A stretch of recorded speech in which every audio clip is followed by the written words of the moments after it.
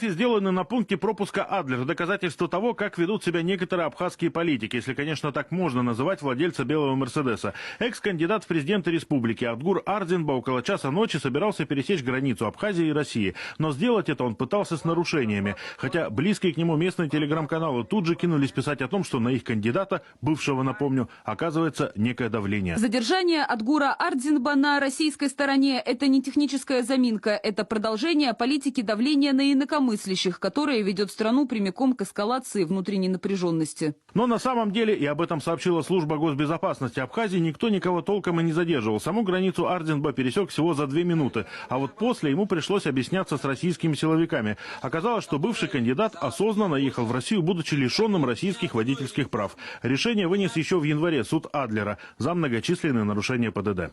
Управление транспортным средством при лишении прав является нарушением российского законодательства. Это стало основанием для проведения сотрудниками правоохранительных органов России соответствующих дополнительных проверочных мероприятий, после окончания которых гражданин Ардзинба покинул территорию пункта пропуска в 2:15 того же дня. Но об этом каналы, которые кричат о беспределе, почему-то умалчивают. Более того, в них ни слова и об этом человеке, Инаре Сеченава, который тоже находился в салоне Мерседеса Политика. На момент пересечения границы он был под подпиской о невыезде, но почему-то решил ночью прокатиться в Россию. Сеченаву еще месяц назад задержали местные полицейские. Мало того, что он был с оружием, так еще и пытался скрыться. Помогла только эффектная погоня. В ходе организованного преследования транспортного средства нарушитель был остановлен. Им оказался житель города Сухум Сеченава Инар Тимурович, 1996 года рождения.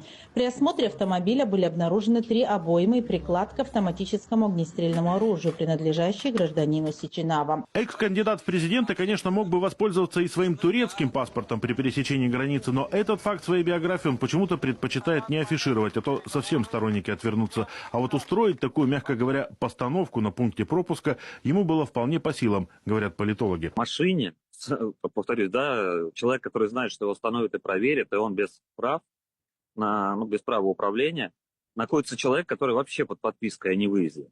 То есть персонаж, который был в машине вот этот, он там появился тоже не случайно. Но слишком много совпадений, согласитесь. Наверное, вот такую проверку стоит воспринимать как открытую провокацию, чтобы потом говорить, что все это где-то политический заказ или его преследуют и прочее. Но Ардзинба в итоге оказался для силовиков обеих стран неким неуловимым Джо. Его без так нужного ему скандала отпустили и напомнили о том, что управлять автомобилем без водительских прав не очень-то и правильно, даже для политика.